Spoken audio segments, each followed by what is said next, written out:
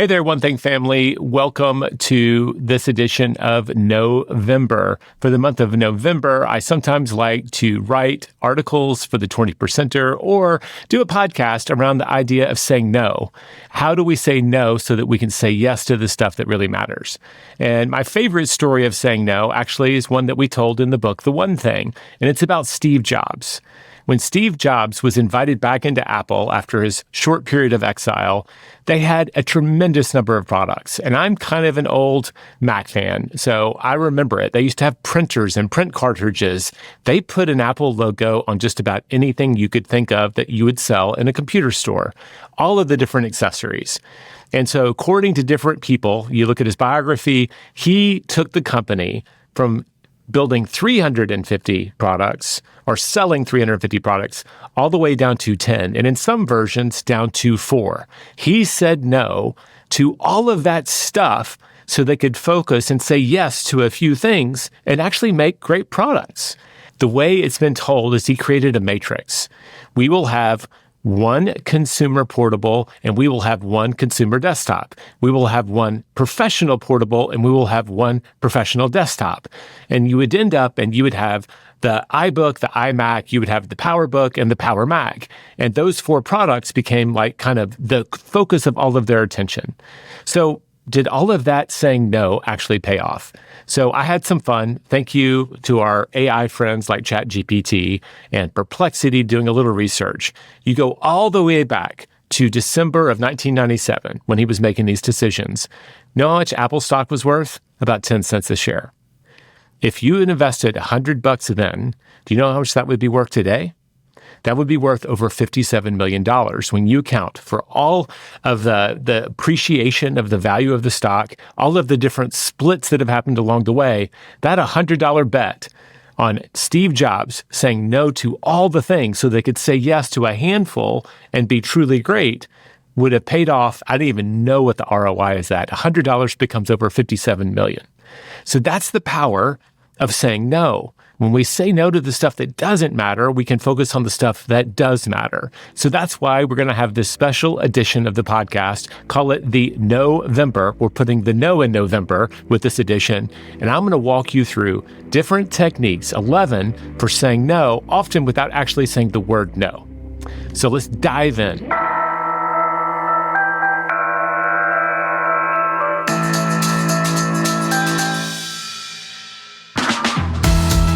I'm Jay Papasan, and this is The One Thing, your weekly guide to the simple steps that lead to extraordinary results. So before we dive into all the different ways to say no, let's examine why we don't say no. I think there's a lot of fear of missed opportunities, right? FOMO. So much that's been passed around that a lot of us are like the joy of missing out, JOMO. That's me a lot of times with social stuff. But in the work environment, if I say no to this new responsibility, will I get passed over for a promotion? When the next opportunity comes along, will they say no? So is there this idea of missing out on either social things or opportunities in the workplace or in our social life? We also have a lot of people-pleasing tendencies. See it all the time. We don't want to say no because we don't want to offend people. We want to make them happy. We want to serve them. And that's very validating when we can say, sure, I'll help you out. And I covered this in my giving episode. Be careful how much we say yes to helping others. If we're not doing it strategically, we can really undermine our future. I think the other thing is we overestimate kind of the social cost of saying no. A lot of times when we have to cancel, maybe it's a lunch date, maybe it's a get-together, we're afraid that if we cancel that, it might impact the relationship. The truth that I've seen more often than not is that people are kind of relieved. They're busy too. Yes, we can take a rain check. We'll just do it next week. Yes, we can take a rain check. We'll look for another time. They don't mind because they also have calendars that are overflowing with both opportunities and obligations, and they just don't have space. That is kind of our actual condition in this day and age. And the last one is just the general anxiety, right? What if they don't ask me again? What if it's not just missing out on something maybe in the future? I don't get to have this opportunity again. It's a one-time shot. So I think the reality is that people respect people with healthy boundaries. I find that most people are not offended. They don't take it personally when we have to create those boundaries. And in some weird way, If you're always declining the invitations, maybe they take it as you playing hard to get. Maybe they'll even try harder. Maybe it's the opposite of what you expect to happen. So there's all of those things that kind of keep us from saying no. We want to help. We want to be that people-pleasing part of us can go out there. We don't want to miss out on opportunities. All of this social pressure drives us to the yeses. But the real cost here is the fact that we never look at what are we saying no to when we say yes to that. And we are going to disappoint people. You've heard me say it on this podcast before. I once heard a conversation between my last coach and our current head coach in the organization, Jordan Freed, and my friend Jen Davis. You will disappoint other people, but are you disappointing the right ones? I remember witnessing a conversation between a real estate agent and their spouse. And they were coming up to my wife after she had given a presentation. And the real estate agent said, "Man, I just can't say no." And the look on the spouse's face when they said, "That's not true. You say no to your family every night." And what they were implying is that because this agent had been saying yes to their customers and working late and saying yes to work, they'd been missing out on the family time. They didn't actually understand that they were saying no to their kids and spouse, but that's in fact what they were doing. So we have to look at what is the cost of every yes that we're giving? Are we even weighing it out? If I say yes to this, what am I saying no to unintentionally? And the people we don't want to disappoint are going to be our family and our friends. And there's one secret person that we disappoint all the time by saying yes too much. You know who that is? It's not your spouse. It's not your kids. It's not your family even. And not even your partners and your coworkers. The person you often disappoint the most when we say yes too much is your future self.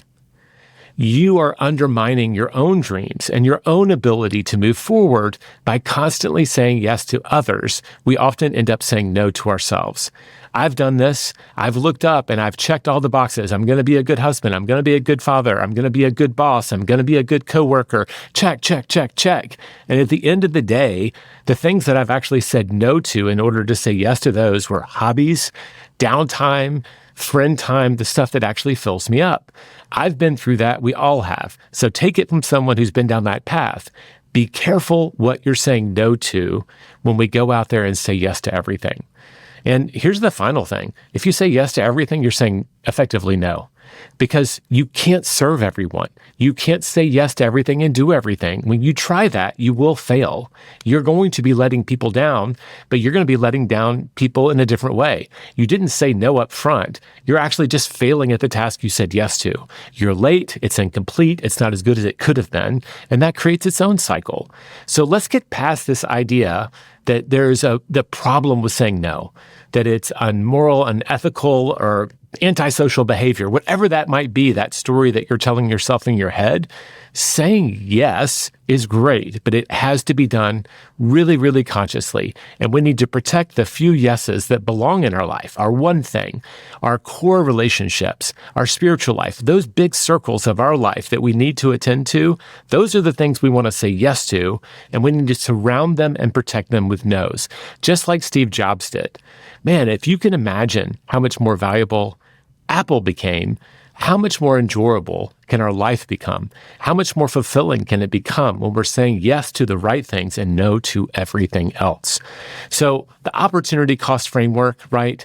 A yes to this means you're going to have to say no to something else, consciously or unconsciously. And so when we go into this, realize the most valuable thing that you can learn to do as a leader, as a business owner, is learning what to say yes to and how to say no to everything else. So without further ado, let's dive in to 11 different ways that you can say no without actually saying no. So as we dive into these 11 techniques, none of these are like scripts, even though I will role play some of the answers. I'm going to give you the big idea. I'll tell you some of the things that people say, and you probably will hear in your head, oh, that's like the time that so-and-so said that to me. And you may hear different versions of these different things in your head. They're not technically scripts, but they are very useful to have in your back pocket. How can I say no without saying no, or do it indirectly? A lot of these are no unless you meet certain conditions. So it's a yes, but on my terms, or it's a no now and a yes later. But it's a way to kind of avoid the uncomfortable, nope, not doing it. which can be a little confrontational, that give you different ways to get out there and protect the yeses that you do want to make. So let's go to number 1. It's get ahead of the ask. And what we mean here is what we teach in the one thing. When you know what your one thing is, your core priorities, go ahead and put them on your calendar. Go ahead and put them on your calendar so that 9 a.m. to a 12 a.m. block, your mornings, your core work time, that is filled with your core priorities, the beginning of your day. So when someone asks you, can you go to a closing? Can you meet with a vendor? Can you do this or can you do that? You can quickly look at your calendar. Oh, let me check. And then what you say is, I'm sorry, I've already got another commitment at that time. Now we can explore other times, but you've indicated that you've already said yes to something else when they want you. Now, very, very, very, very few people will ever ask you, well, what are you doing then? Right? So first off, never, ever tell them that the thing that you've time blocked is time with yourself to do your most important work. That is like the real secret to this hack, because if that is your coding time, that is your lead gen time, that is your writing time, not just time with someone else, but this is the time you're actually keeping your biggest commitments to yourself. It's an appointment with yourself to do your most important work, right? The core definition of the 20% of time blocking. Don't let them know that it's just you, because if they know it's just you, they'll just say, well, can you do that later? So just keep to the core statement. I'm sorry, I already have another commitment at that time. Can we look at another time?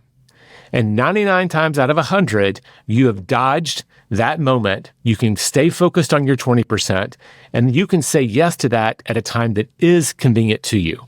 Now, the thing that's key to this is you have to take the mindset that those core time blocks, not every time block, but the core ones around your most important work, that they are immovable objects.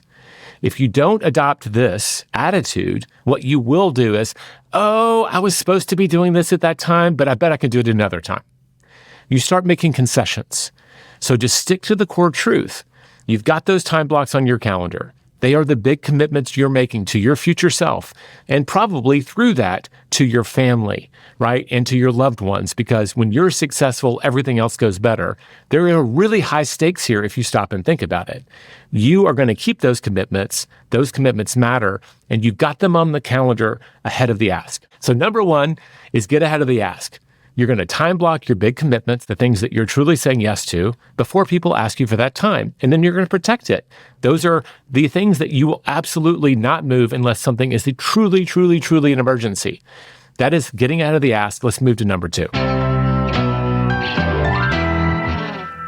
Number 2 is be on a mission. And this is all about being in motion. And a lot of you, high achievers, are very good at this, almost to a fault. You can go and you can dive into the work, and people look at you and they can see that you're busy. You're moving fast. You're not making eye contact. You are on a mission. You are a person on a mission. And so you know what they do? They just say no to themselves. They don't even ask. Now, the person you're most likely to see this, like exhibiting this behavior, is usually the waiter that you really want to get their attention so you can get the check. Waiters have mastered this art. I used to be one. That's one of the ways I paid my way through college, was waiting tables. And when you were really moving fast, you were in the weeds, as we would say, you learned really quickly not to make eye contact, because you had to get back to the server station, you had to get those cold drinks, and you had to get them to the right table. You had to get that hot steak and deliver it while it's still sizzled. And then you could circle back, because you did see them. You just didn't make eye contact. You can circle back and take care of their needs. So look like you're someone who has something purposeful to do. Be on a mission is one way to just make the ask go away as well. All right, so number 3. Number 3 is delay the decision. Now, you would be amazed at the half-life of most people's expectations of us. They're going to ask you for something, but if you delay giving them an answer, so many times, their need for you has already expired. So the way it looks is someone comes up and asks you, I don't know, to help them out. Hey, I need some help with this project. Can you come by and do it? And all you're going to say is, you know what? Let me check my calendar. Can I circle back later? That's all you're going to say. Can I circle back later? I don't know if I can do that or not. Can I circle back and give you an answer? My default answer for people is, let me check. Can I circle back next Tuesday? because that automatically almost always builds in buffer time, whether it be a few days or a lot of days. And people will tell you, it's like, nope, I need to know this afternoon. Or nope, can you tell me by noon? Or nope, can you tell me by Monday? Fine, I've bought time. Now you get to circle back, but you are owning that, which is one of the reasons they agree to it. You've said, can I circle back? Which means I am now owning coming back to you about this task. You've delayed the decision. You circle back on Monday, you circle back on Tuesday, whenever you've agreed to do it, and you say, hey, first off, do you still need help with that project? You have to stop and ask the question to see. And what most of the time they're going to say is, you know what? Thanks for circling back, Jay, but it's already taken care of. I actually found someone else to help me, and we're off to the races. And then rarely you'll hear, yes, I would love your help, but now you get to do it on your timing and your terms. It's not interrupting your most important work. So that's number 3, delay the decision. You're just moving the decision to say yes or no into the future, and oftentimes their need for you has already expired. All right. Technique number 4, escalate commitment. What you're asking them to do is they have to do something for you in order to get your yes. So this is a yes, but it's with conditions. So it could be really, really low bar. Like, can you email me the details and then I'll decide? So you're actually asking them to formulate the request in the form of an email and send it to you. Now, if they're asking for something bigger, you could say, hey, I actually need more information. Can I get you to fill out this form? I know lots of departments and companies that if you want time with marketing, if you want time with legal, if you want time with our tech department, you actually have to fill out a formal request stating what it is you need, the scope of that request, the resources you believe you'll need, so that they can actually look at that and say, do we have the bandwidth to handle it? Is it really a priority for the company or not? So because you're asking for a lot of resources, a whole department's or a very valuable person's time, they are going to ask you to complete a form. They're going to ask you to do a survey, whatever that is, in order to get access to that. It's very normal, happens all the time. A lot of times, if you want to work with a professional, like a lot of times in my executive coaching, it's by application only. I'm looking at the application. If we're not a good match, we're not going to work together. So you look at those things and it is an application of some kind, a form, a higher level of commitment in order for you to get their higher level of commitment. If it's a really big ask, then it may be that they have to actually sign an agreement or a contract. And a good example of that is people in professional services. If you're a CPA, if you're an attorney, a lot of you are in the real estate business. You can just simply say, hey, that's a service that I reserve for my actual clients. And if that's something you would like from me, I would love to sit down and walk you through my working agreement. Now it's a formal application to work together, and they have to clear that hurdle. And in many cases, you have to legally sign that agreement in order to represent them. But that's because you're actually doing work for which you might be liable for and which you have very high standards. So you could have a low-level ask and it just like, email me the details. No, you circle back on Tuesday and then email me the details. You can delay it and escalate commitment so that they can go back and just do this little thing. You will be surprised how many people go away because they're unwilling to escalate the commitment and actually do the thing that you're asking them to do, even if it's totally reasonable. And I could give you example after example after example. I remember once I went to my partner, Gary Keller. I had an opportunity to buy a business. It was a very short timeline. And I looked up and I was like, hey, I'm just short about $20,000 to have this amazing opportunity. And here's someone I know that is very wealthy and very successful. I'll start there. So I went to him, I said, great, hey, I've got this opportunity. This is what it looks like. Would you do a short-term loan for me? I just need 4 months. That's how long I needed the money. I knew exactly when I was going to get the replacement so I could repay the debt. If you'll offer me some terms, I would love to do this and just knock it out. I said, absolutely. Talk to Valerie, who works on my team. I get to Valerie, and now she has a escalating commitment for me. And one of them was like, if you're going to borrow that money from my partner, we're going to ask you to do this, this, and this. And one of them was like, I had to include it on my life insurance. They had thought so far ahead of the liability around this. Like, what if I died before I paid it back? Well, just my life insurance will pay it back. I looked at the commitment they were asking for me, and I was like, you know what? I can go get a loan from someone else. And I've done that to other people, maybe not at that scale, but I've asked them to do a series of things. Hey, can you summarize what you're asking for? Can you email it to this email address? And I'll take a look at it then. And a lot of people cannot be bothered. And you've not said no to them. You've actually offered to help them, but you've done it on terms. So that's Escalate Commitment. There's 1,000 versions of it. And when you realize it, you'll realize that lots and lots of professionals, lots and lots of businesses escalate commitment from people that they're willing to serve to make sure that they've got the right person in front of them to be serving. The people who don't willing to invest in themselves by making that commitment often aren't going to value your time either. It's a great trade-off and it's a great test, and it makes a lot of these requests go away. All right, number 5, shift the deadline. This is a no now, but a yes later. As parents, we've done it a million times. Nope, we can't have a snack now. Dinner's coming up in 30 minutes, but we can have dessert afterwards if you finish your meal. It is a no now, but a yes later.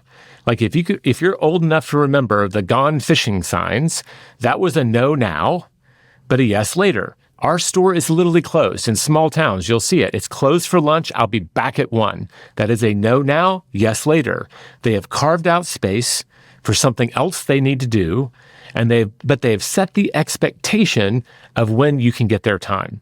And we can do that all the time with our time blocks. If you show your calendar to your team, and you say, you can always look at my calendar. If there's free space, you can ask for it.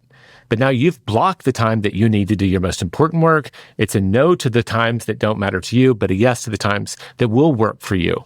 Now, I can't meet today, but I'd be happy to meet tomorrow at 1 o'clock. This is kind of like offering an alternate time. No now, yes later. That's the most common version I see. And this often comes with you getting ahead of the ask. You've time blocked the time. So someone will say, hey, can you meet tomorrow morning at 10 a.m.? You know that that is your quality work time and you're not going to move your work to accommodate them. You say, I'm sorry, I've already got another commitment. And now we're going to shift the deadline. You know what? I can't meet in the mornings. Almost every morning I've already got commitments, but could we meet after lunch or could we meet for lunch? I like to see people offer me 2 times, if I'm honest. That's really highly professional. I can't do it that time, but I could do it at 1 p.m. or 3 p.m. Would either of those work for you?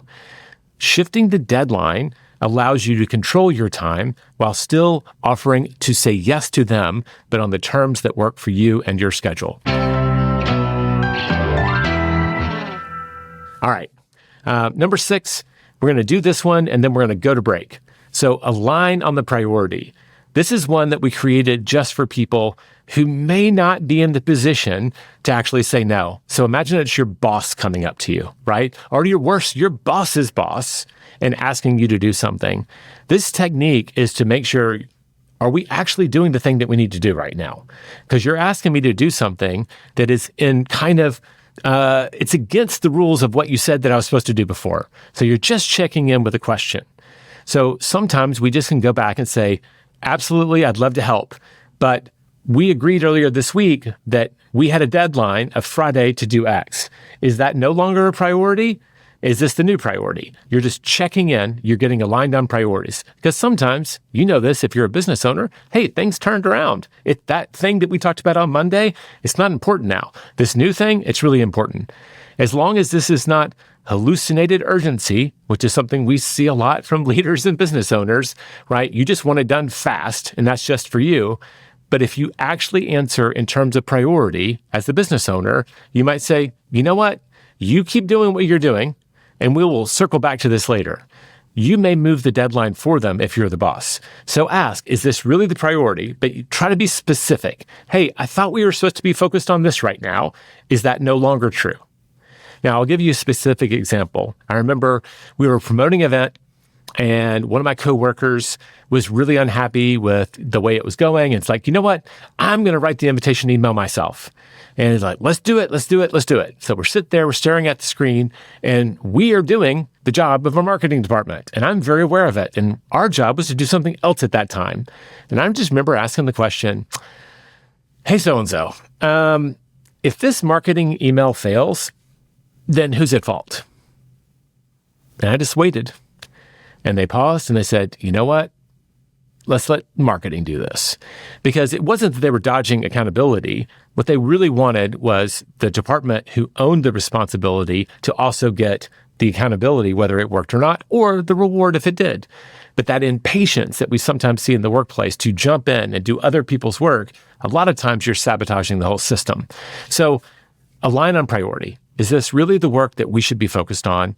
If so, great. That becomes a yes. If not, then we're both agreeing it's a no. That's how aligning on the priority works. All right, so that's 6 of the 11. Before we go to the end, let's take a quick break. I'll see you on the other side. All right, welcome back, folks. We've covered the first 6 techniques on how to say no, often without saying no. Let's get on to number 7. And this one is called appeal to fairness. And this has got to do with the other commitments we make in our world. So someone comes, you're stretched thin, and they are asking for something, and you're just going to invoke fairness. And the way we say no in this instance is, man, I would love to help you out, but unfortunately, I've already made another commitment. And if I say yes to this, I'm effectively saying no to someone I've already said yes to, and that just would not be right. Thank you for understanding. Now, that last bit is really important. Thank you for understanding. All you salespeople out there, what am I doing? I'm kind of assuming the close. I'm giving them credit for being a fair human being without them saying, oh, you're right, that would be wrong. I'm not going to wait to have them do that math because I've already done it. It wouldn't be right. I've already have a commitment. I have to keep that commitment. I'm so sorry I can't help you out. Thank you for understanding. Thank you for understanding. The assumed close is what makes this one work. So don't forget that last little piece. It's a nuance, but when you say it, it actually makes them feel good. It's like, I'm a fair person. Of course that's right. And they'll come back at you and say, well, when can you do it?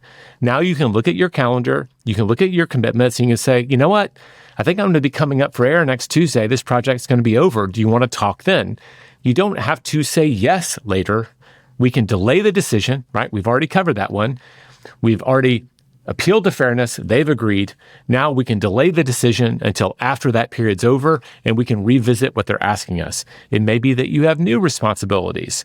I think the great thing that kind of short circuits us here is we always assume that we will have more time tomorrow or next week or next month. And the reality is we always seem to have less time because we keep pushing these commitments into the future. We say no to our future selves by saying yes to these people and these requests. So we always assume we have more time in the future than we actually do. Guess what? Sorry, folks, but this should not be a surprise. You're going to be just as busy tomorrow and next week as you are this week, unless you master these skills. So appeal to fairness. Go ahead and get that assumed close. Thank you for understanding. 99 times out of 100, they're not going to negotiate with you. All you have to do is now delay the decision to the future. Number 8 is cite conflicts. This is like appeal to fairness, but now you're evoking kind of hard and fast rules. Citing conflicts. You can still say, I would love to, but I'm sorry, I just don't blank. Or we don't blank.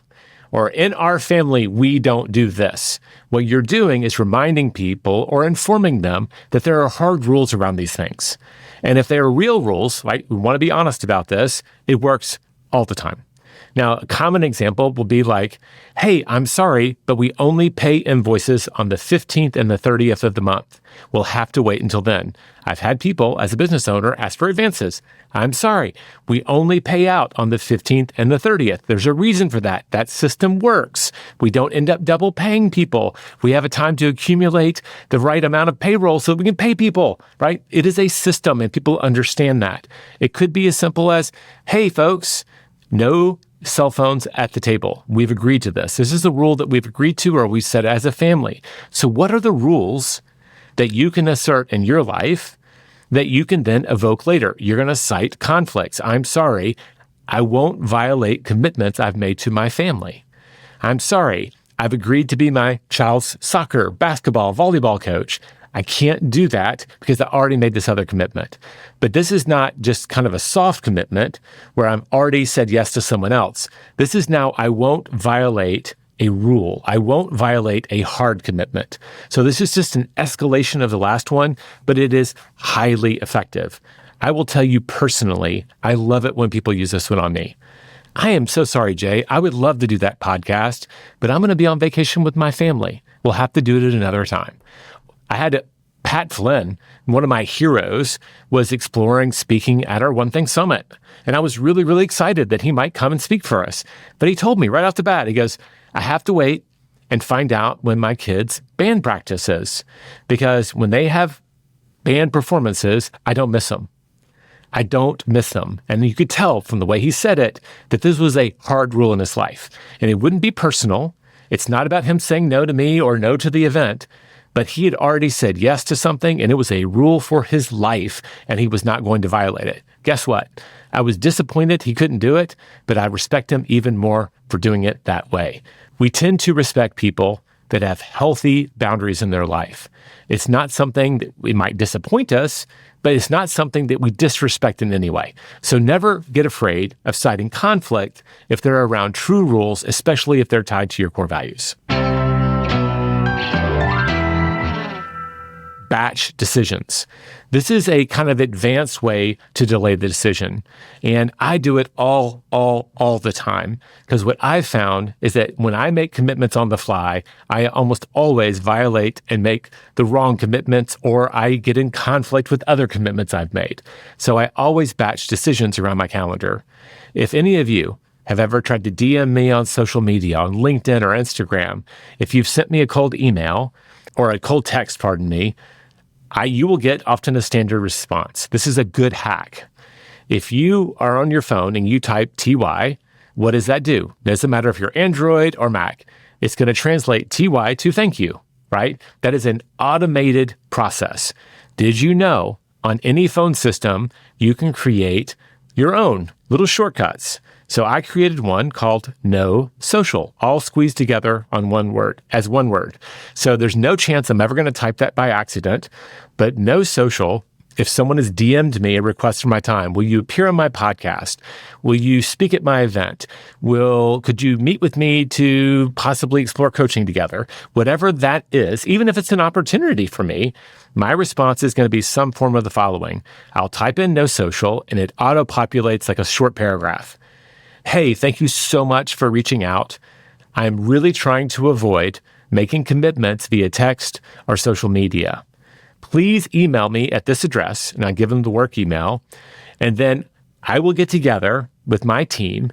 We will look at my calendar and see if we can do this together. And then I can go in, and I might say, thanks, Pat. Thanks, Fred. Thanks, Sally, whatever that is. And then the rest of the script. And at the end, I might be even more specific. I'm sure I'm going to be able to do this. I just don't know when. If you'll just be patient and send that email, I will circle back and offer times. Most of the time, I want to say yes, but I've got to batch the decisions. Because if you have a lot of people asking for your time, what you want to do is have a bigger model. And this is one I stole from very powerful executives. I'm going to get together multiple times a week, sometimes multiple times a day. And I'm going to sit down with my ops team. I've got an amazing chief of staff, and we've also got a part-time EA that serves her. And we're going to look at my calendar. We're going to look at my existing commitments and say, when can we add this new opportunity? And then we will offer up those times. It almost always works, but it's a no now or no in this context. I'm going to batch the decisions so that I can make a commitment that I know I can keep. It's also easier sometimes to circle back and say, I'm sorry, I really can't do that. I looked hard at my calendar. We could not find a way to make it work. It gives you a way that's not immediate with all of the pressure of the immediacy of a text to respond. You're delaying the decision. You're escalating commitment. You hear all of this? It is a combo move. You're not going to decide right now. You're going to batch the decision later. You're also escalating the commitment by asking them to email you. And you look up, and now I'm looking at all of the opportunities at the same time. I don't want to say yes to, I'm just going to make this up, a $15,000 speaking opportunity when there's a $50,000 opportunity at the same time. Now, we see this all the time, batching decisions. I know a lot of real estate agents that get people who want to make offers over the weekend. And in some markets, they'll say, thanks so much, We will consider all offers at 12 noon on Monday. And they are batching all of those decisions because what if they say yes to a lower offer, but a better offer comes in on Sunday, right? That offer on Saturday felt pretty sweet when it was isolated, but when you get 4 more the next time, now you've got a multiple offer situation, right? So there's lots of ways that we can use this.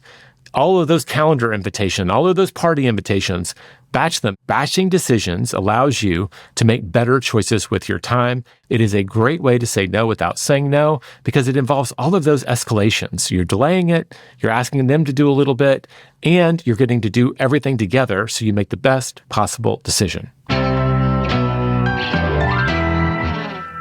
Okay, we're down to the last two, 10 and 11. This next one's one that you've probably used, but you didn't have a name for it. It's just the alternate resource. Someone is asking you to do something or give your time or your money or your resources, and all you do is redirecting them. The most common answer from dads across America is, have you asked mom? Right? Or from moms, have you asked dad to help you out? Right? Parents do this to each other all the time, consciously or unconsciously. They redirect traffic to the other parent. Happens with different people in different departments and bigger companies. Have you already asked someone in marketing to help you out? Or have you thought about asking someone in marketing? There may be not just an alternate resource, but a better resource. Hey, before you do that, have you thought about reading this first? And you're escalating commitment, and you're also giving them a resource that might actually serve them better than you. Hey, we created an FAQ. Would you mind just surfing through there? That's what businesses do all the time. Before you get on the phone with someone in their operations department, you are on their help page, and there's FAQs on everything you could ask. It's a little irritating sometimes, I grant you, that you have to kind of navigate all of those alternate resources before you just get to the one you wanted to begin with. I just talked to a representative, right? Yes, but there's a reason for that because it allows them to staff fewer people to do an important job, but they know that you've cleared a few hurdles before you get there, so that is a good investment for them. Now, I know there are some companies that index the other way. I won't debate that, but I like the alternate resource myself, especially if you have a small team with limited resources. There are lots of things that we could point people to that might be better than ourselves. I'll give you a more involved example. When the one thing first blew up and it was becoming a national bestseller, pretty much everyone in my circle, and then just outside of it, that had ever thought of a book started reaching out. And at least that's the way it felt like. I would get 3 or 4 requests every single month of people saying, hey, I'm thinking about writing a book. Can we chat? And it would be very easy to say yes to those because a lot of people had helped me and I wanted to say yes to them. But what I started noticing, it was harder and harder to fit those on the calendar. As good as it felt to tell people about my experience to help them on their experience, I just couldn't do it. And I eventually settled on an idea I actually learned from my partner, Gary Keller. He shared with me when he was the sales manager in an office, people were always coming to his door with kind of just-in-time learning moments. They'd say, hey, I really don't know how to write this kind of contract. And he'd be like, well, did you think about attending my contracts class? Well, I can't wait till next Thursday. I need it now. And this is how far back it goes. He would pull a VHS tape of his contract class out and say, here, there's a machine in the other office. Go watch this. Come back. I'll still be here if you still have questions. Guess what? The contracts class was absolutely comprehensive. Almost no one had to come back, but they had to self-serve. But that allowed him to serve more people and have more leverage. So I stole that idea. I did a quick talk on how to write a book and my experience on it, and I've updated that about 3 times over the years now. And when people ask me for that time, I kind of do this combo move where I escalate commitment and I offer an alternate resource. So like, hey, I would love to help you out. I actually taught a class on this a long time ago and recorded it. It's still relevant today. If you will escalate commitment, right? If you will email me at this address and say, can I get access to your publishing class? Then alternate resource, my team will send you a link to this hidden video and you can watch it.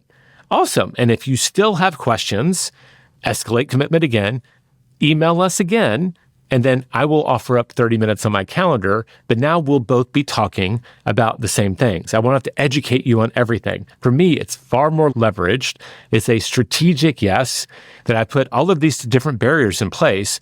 But what I looked up is I tracked it for a few years. For every 7 people who would ask me for my time, only one of them ever circled back. And I would like to believe they got all the answers they needed from the video. I've been told it's really good, right? And it's now on its third edition as I've added what I've learned over the years. And I look up and it's like, great, maybe I'm saying yes to all these people by a one-time investment of my time to create a great resource for them so they don't have to give that time on repeat. And guess what? If I give that time on repeat, will I remember all the things that I did when I prepared to teach a formal 1-hour class? Probably not. So it's probably a better resource most of the time than my time. And if people still need help, they can circle back. So I'd like to believe this alternate resource, if you're really strategic, can be very, very powerful. So look up in your business, in your life, there are questions that you are answering on repeat. How can you get that future time back by giving them or creating an alternate resource for them? Maybe it's just a script, right? You've written this really great answer and you just copy and paste it and then just tinily add different things. Alternate resources are great because they allow us to put our best answer in some sort of formal environment or someone else's best answer on display and then point them to what they truly need, especially if it's not necessarily us. I would much rather them go talk to my friend Bob if he is the one that they need to talk to about designing their website, because that sure as heck ain't going to be me. Now we're down to number 11, our final one. And it's pretty simple. It's just apologetic regrets. Now, this is the closest we're going to come to saying no. But we're going to do it strategically, because saying no, especially to a potential client, whatever, you want them to come back when the time's right. So I learned this at HarperCollins. When I was an editorial assistant, we would get manuscript after manuscript, most of them unrepresented by agents, not from established authors. And very rarely would we have the time or energy to go through them. We would actually have pizza parties on the end of every week, and all the editorial assistants would go through, they called it the slush pile. And our job was to clear it out every week and then to write rejection letters. And we were taught very clearly that the way to say no to someone who had written an entire book, right? They put all of this effort into it and printed it and mailed it to you. The best way to do it was to say, thanks so much. I'm sorry, this is not the right opportunity for us at this time. Warm regards. And you're like, but wait, you didn't say anything. You didn't say why. And that's exactly the point. Because I remember at one point, I was like, do I need to tell them? It's like, hey, could be really good, but get an editor. And the guy I was working with just said, no, we've learned the hard way. If you give people a reason, the really aggressive ones will argue with you. You know it's not right for us. We're not the right place. It's not the right time. We don't have the resources to help them. They need to go look somewhere else. They need to go do the next thing they need to do to be prepared. And if you give them too many reasons, people will argue with you. So this is just apologetic regrets. You reply back, hey, I would love to, but I'm sorry, I just can't at this time. Very vague, but it's strategically vague. Don't give them a reason to argue with you. Don't give them an opening to kind of poke through your defenses. I'm sorry, this is not the right opportunity for me at this time. I'm sorry, I can't do this at this time. That's it. I'm sorry, I can't. It's a kind of saying no, but I can't is implying that you're unable to do this. Not necessarily unwilling. So it's not personal, and they don't take it personally. So that's 11 different ways that you can say no. And they're all good, and they can all be used situationally. Maybe you need to listen to this episode on repeat. Maybe you need to take notes. What are the ways that you could be saying no that you aren't today? How can you defend the yeses that you're making in your life at a higher level so that you can protect the yeses that really matter to you? So I'll give you one observation. In my coaching and our executive coaching, when people show up, they often are like that person I alluded to before. One of the challenges, and we devoted a whole chapter on the one thing to it, is they'll say, I don't have the ability to say no. The inability to say no is one of the great thieves of productivity. And the ability to say it, man, listen to that Steve Jobs story, $100 in value to $57 million plus in value through the art of saying no. It is one of the great skills that you can have in business. Here's a hack. Some of the things that we've noticed in our coaching, a lot of times, your inability to say no has got less to do with these techniques and knowing what to say and how to say it. It's got a lot to do with your environment. Maybe you're in an environment, you don't have a bunker. Your focus is not protected. Maybe you're out in a cubicle. You can't shut a door. You can't keep other people from invading that space and asking for things. So we like to look at first, do they have a physical bunker? Do they have a digital bunker? The biggest thief of your attention right now is probably your phone, because you've got notifications on, because you allow yourself to look at it 87 times a day. When I walk people through the exercise of looking at their screen time, how many hours a day they're spending on their phone and how many times they pick it up, they're often shocked. It's below the conscious level. So do you have a physical bunker? Do you have a digital bunker? And both of those will help keep the people who are not currently supporting your goals kind of away from you. The best way to say no is not to have to say no at all. And that's by being protected from all of the ask. So can't be found. You're in your bunker, right? You're in that place where you go to work. You've got your digital bunker up. You're not looking at your text messages. You're not looking at your emails. You're not getting notifications to distract you. If you build better bunkers for your physical and digital world, you'll find that all of this gets much easier. So here's your challenge for the week. I'm going to keep it really simple. You've been listening to me talk, and I've been going 1,000 miles an hour. I'm excited about November. I'm excited about teaching people how to say no. You've probably thought of several things that you would like to say no to. All I want you to do is pick the biggest thing that's not currently serving you and your personal or professional life, and I want you to say no today. I want you to say no as soon as you finish. If you have to pull over the car and start texting, use one of the techniques that you just heard. Maybe it's, hey man, I really want to, but this is just not a good time for me. We'll have to try another time. You know how many times people have told you that? 1 million. So my challenge to you is to say no to one thing right now, today. Practice. Start practicing saying strategic no's so that you can protect the yeses that really matter. That is how extraordinary success happens. We have to protect the big commitments, and that often involves some form of saying no or avoiding the ask. Thanks so much for listening. I hope you enjoyed. This podcast is for general informational purposes only. The views, thoughts, and opinions of the guest represent those of the guest and not Productive or Keller Williams Realty LLC and their affiliates, and should not be construed as financial, economic, legal, tax, or other advice. This podcast is provided without any warranty or guarantee of its accuracy, completeness, timeliness, or results from using the information.